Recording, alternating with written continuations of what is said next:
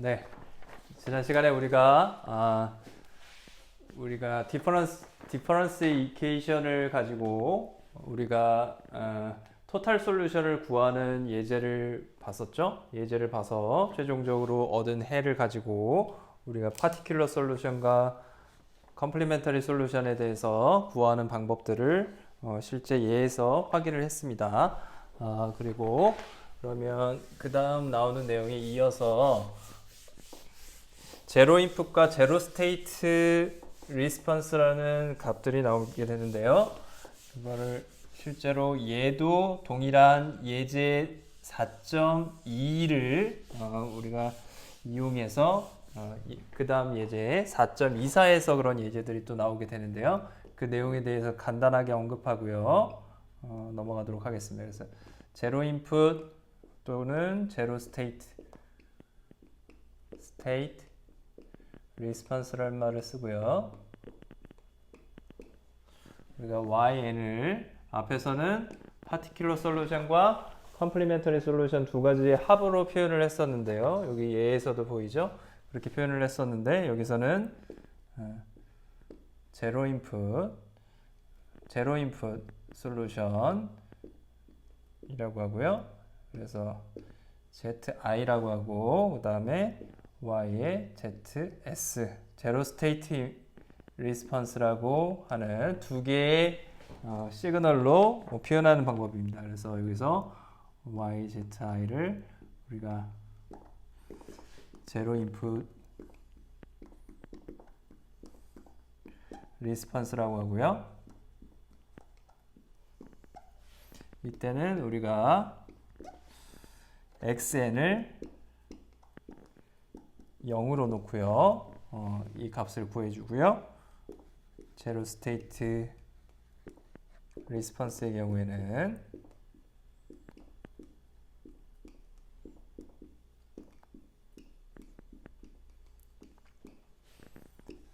이니셜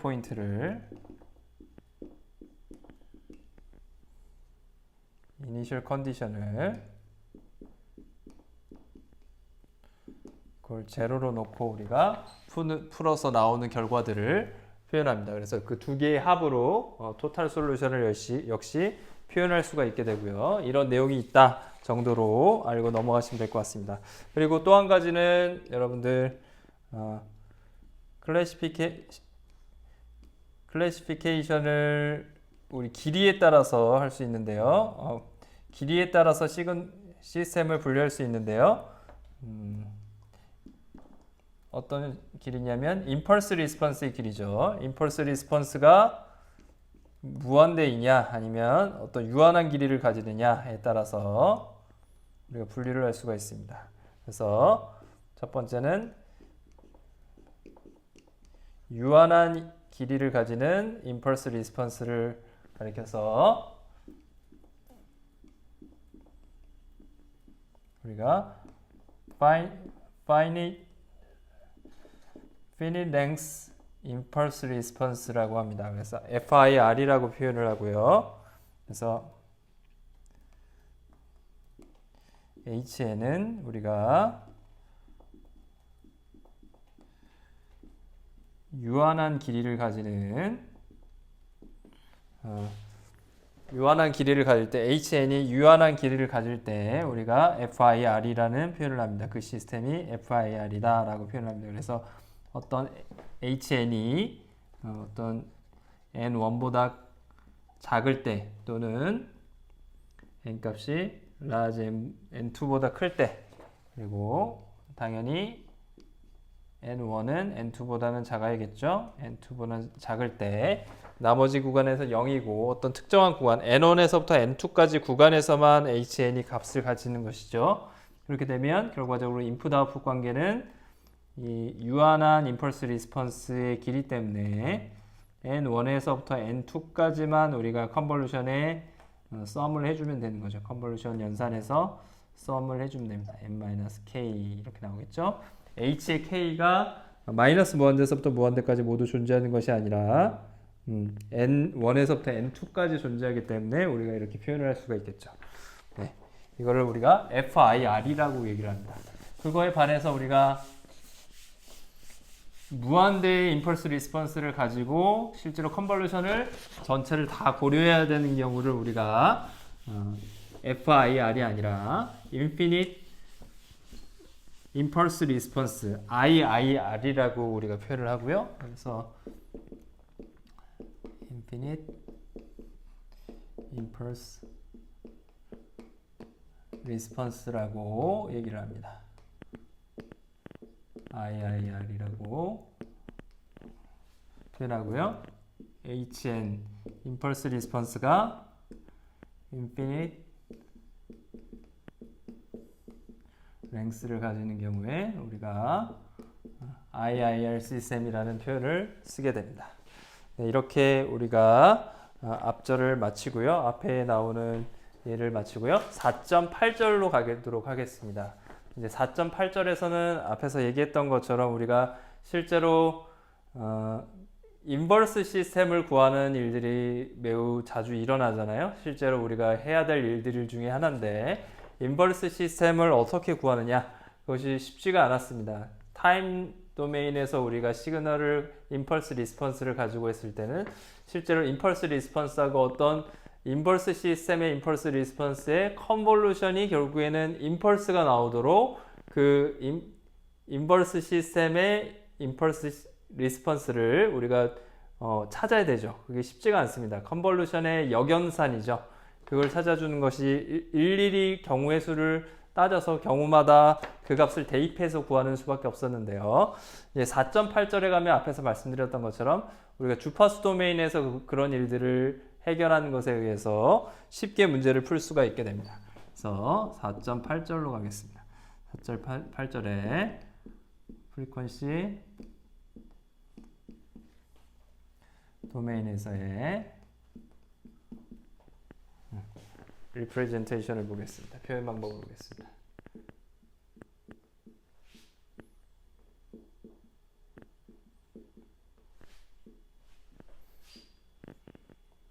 특히 우리가 지금 LTI 시스템을 보고 있는 거죠. LTI Discrete Time 시스템에서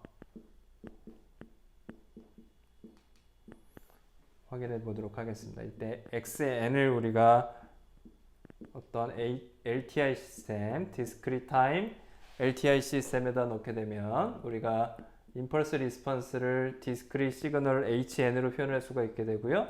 그때 아웃풋을 우리가 YN이라고 표현을 해주면 이럴 때 우리가 프리퀀시 영역으로 이걸 표현하는 첫 번째 단계는 뭐였죠? XN을 익스포넨셜의 지수함수 형태의 디스크릿 시그널로 표현해 주는 거예요. 그래서 첫 번째 우리가 만약에 XN이 J 오메가의 N이라는 지수함수 형태의 디스크릿 시그널로 표현이 된다 라고 하면 이제 YN 값이 이제 어떻게 주어집니까? 우리가 이미 시노미 시스템에서 다뤘지만 이런 지수함수 형태의 임펄스 리스폰스를 넣었을 때는 동일한 지수함수 형태의 시그널이 아웃풋에서도 나오게 됩니다. 임펄스 리스폰스와 컨볼루션 돼서 그 값이 동일하게 나오고요. 단 HN에 따라서 HN의 프리퀀시 응답이 개수처럼 이 앞에 붙게 되겠죠. 그래서 요 익스포넨셜의 J 오메가 N이라는 건 뭐였어요? 코사인 사인 시그널이었죠, 사실은. 그죠? 그래서 코사인의 오메가 N 플러스 J의 사인 오메가 N으로 우리가 이 지수함수를 올러 공식에 의해서 풀 수가 있었죠. 두 개의 코사인 사인 시그널을 합쳐 놓은 건데, 그렇죠? 그 시그널이 HN이라는 임펄스 리스폰스에 의해서 나오는 프리퀀시 리스폰스의 개수만큼 붙어서 프리퀀시 리스만큼 이 값이 변형돼서 나오는 코사인 사인으로 나오게 된다는 것이죠. 그걸 우리가 한번 확인해 보겠습니다. 실제로 그게 어떻게 나오는지 확인을 해 볼 텐데요. 그럼 YN은 우리가 어떻게 표현할 수 있냐면 HN과 XN의 컨볼루션이죠. 그래서 마이너스 무한대서부터 무한대까지 순서를 바꿔서 HN을 먼저 쓰겠습니다. HK로 바뀔 거고요. XN은 X의 마이너스 K의 N 이렇게 될 겁니다. 그렇죠? 그러면 이 값을 우리가 만약에 앞에서 했던 것처럼 XN을 우리가 익스포넨셜의 J 오메가 N으로 놓게 되면 지수함수로 놓고요. 이때 N은 마이너스 무한대서부터 무한대까지 사이의 값이다 라고 하고요. 그러면 yn은 이제 어떻게 되느냐? 그러면 yn은 실제로 우리가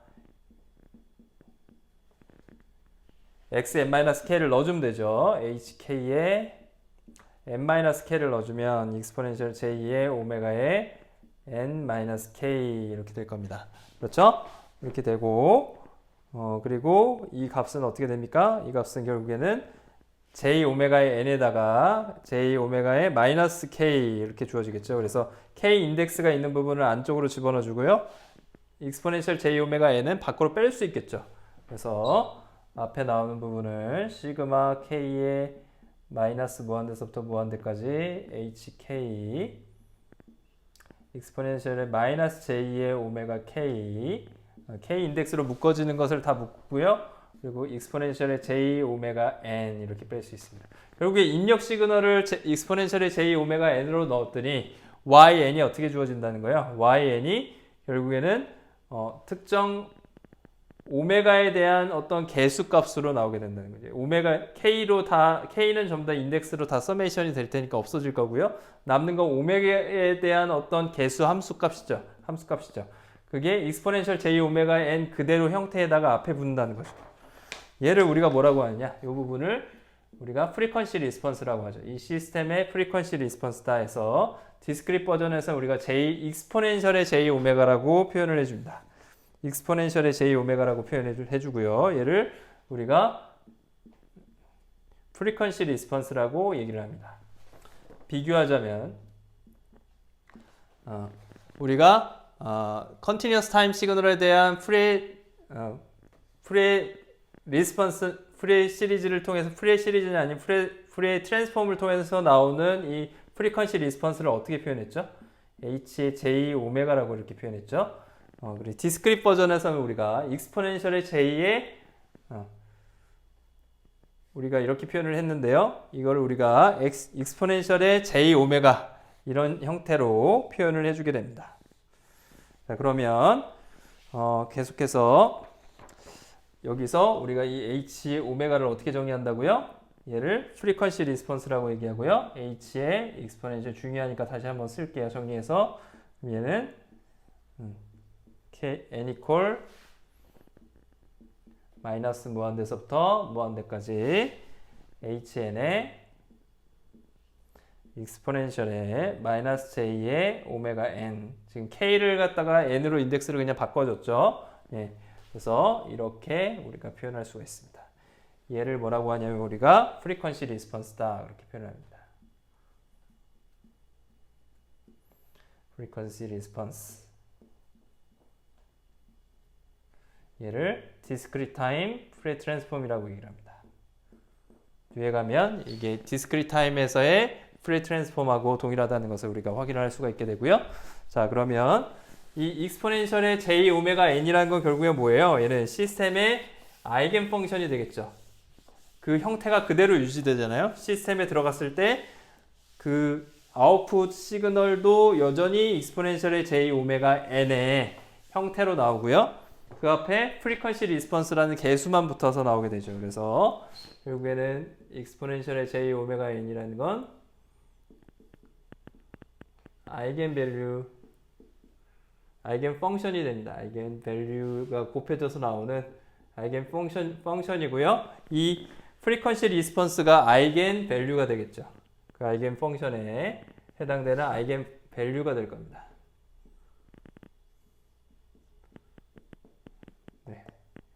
시스템의 어떤 아이겐 펑션으로 우리가 공업 수학에서 나오는 수학에서 우리가 배웠던 정의됐던 아이겐 펑션으로 우리가 정의가 되는 거죠. 그래서 익스포넨셜 j 오메가 n이 들어가면 뭐가 나와요? j 오메가에 대한 함수로 주어지는 어떤 상수값이 나오는 거죠. 익스포넨셜의 j 오메가 n이 그대로 유지돼서 시간 디스크릿 타임 n에 대해서 정의되는 이 함수가 되겠죠. 이렇게 나오게 된다라는 것입니다. 자, 그러면 계속해서 우리가 h 익스포넨셜의 j 오메가를 갖다가 표현할 필요가 있는데요. 얘는 결국에는 우리가 프리퀀시 리스폰스라고 불리는 이 값은 결국엔 뭐예요? 리얼 값과 이미지너리 값으로 나눌 수 있겠죠? 그래서 J오메가 리얼 값 그리고 이미지너리 값으로 표현되는 복소수 함수입니다. 복소수를 그 결과값으로 하는 함수고요. 그 복소수라는 건 항상 어떻게 표현할 수 있어요? 매그니튜드하고 페이즈로도 표현할 수가 있게 되죠. H의 익스포넨셜 J 오메가 익스포넨셜의 J 세타 오메가 이렇게 표현할 수가 있게 되고요. 여기서 이 매그니튜드는 어떻게 표현돼요? 얘를 익스포넨셜 J 오메가의 프리퀀시 리스폰스의 절대값을 매그니튜드 리스폰스라고 하고요. 리스폰스 혹은 매그니튜드 스펙트럼이란 말도 쓰게 되고요. 그리고 세타의 여기 오메가 이 함수값을 우리가 어떻게 정의하냐면 이 H 함수의 H 프리퀀시 리스폰스의 페이지를 구하면 되는 거죠. 그래서 얘를 페이지 리스폰스다라고 표현합니다. 페이지 리스폰스다. 이렇게 정의를 합니다. 그리고 우리가 H의 익스포넨셜의 J 오메가는 결국에는 어떻게 표현되는 거예요? 이 값은 결국에는 우리가 H의 매그니튜드에다가 얘는 뭐죠? 페이즈를 J의 세타로 표현됐죠. 얘는 뭐 어떻게 표현할 수도 있어요? 코사인 사인으로 표현할 수 있죠. 코사인의 세타 오메가 플러스 J의 사인의 세타 오메가라고 표현할 수가 있습니다. 역시 마찬가지로 H의 익스포넨셜 J 오메가의 매그니튜드는 우리가 리얼과 이미지너리로 각각 표현할 수 있죠. 이 매그니튜드는 어떻게 표현돼요? H의 익스포넨셜 J 오메가의 절대값은 어떻게 표현될 수 있어요? H 리얼 값과 이미지너리가 각각의 제곱 해준 값, 이미지너리 값의 익스포넨셜 J 오메가의 제곱 한 값의 스퀘어 루트니까 이 매그니튜드를 제곱하면 각각의 제곱이 나오겠죠. 각각 실수 값의 실수부, 허수부를 표현하는 함수 두 개의 제곱의 합으로 우리가 표현할 수가 있게 되고요. 이건 또 어떻게 표현돼요? 이 값은 또 뭐하고 똑같아요? 얘는 H의 익스포넨셜 J 오메가 이 값이 복소수 함수죠? 복소수 함수의 매그니튜드의 절대값의 제곱은 뭐하고 똑같습니까? 컨주게이트를 켤레 복소수를 두 개를 곱해준 것과 같죠? 그렇게 하면 이 각각의 리얼 파트, 이미지너리 파트의 제곱이 되겠죠. 우리가 이 값과 결국엔 이 값이 같다라는 걸 우리가 확인할 수가 있고요. 그리고 어떤 리얼 시그널이 만약에 주어졌다라고 하면 리얼 HN이 주어진다고 하면 그러면 H의 익스포넨셜 J 오메가 프리퀀시 리스폰스는 항상 허미션 시그널이 됩니다. 허미션이 되고요. 허미션은 어떤 뜻이냐면 익스포넨셜 J 오메가가 프리퀀시 리스폰스 이 값이 허미션이라는 얘기는 뭐냐면 컨주게이트하고 두 개가 컨주게이트 마이너스 값을 취해서 컨주게이트 취하면 두 개가 또 동일하다는 얘기예요. 그 값이 항상 언제 이루어진다고요? HN이 리얼이게 되면 이런 특성을 가지게 됩니다. 그리고 또한 YN이 결국에는 HN 컨볼루션 XN으로 주어지는 거죠. 이렇게 주어지게 되기 때문에 결과적으로 컨볼루션은 우리가 프리퀀시 도메인에서 해주면 뭐가 다르죠? 프리퀀시 리스폰스와 우리가 주어지는 시그널에 대해서 프리퀀시 스펙트럼을 생각을 해주면 결국엔 어떻게 된다고 그랬죠? DTFT로 표현을 해주면 각각의 프리 스펙트럼은 H의 익스포넨셜의 J 오메가 곱으로 표현할 수가 있다고 했죠. 이 가장 큰 장점 중에 하나라고 그랬죠. J 오메가라고 했습니다. 결과적으로 우리가 이런 특성들이 어디 주어지냐면 테이블 3.4에 이런 내용들이 나옵니다. 3.4를 확인을 해보시고요. 결과적으로 우리가 H를 구하려면 임펄스 리스폰스를 거꾸로 구하려면 어떻게 해주면 돼요? H를 구하기 위해서는 우리가 Y의 익스포넨셜의 J 오메가 프리퀀시 리스폰스를 X에 대한 스펙트럼으로 프리퀀시 스펙트럼으로 나눠주면 되겠죠.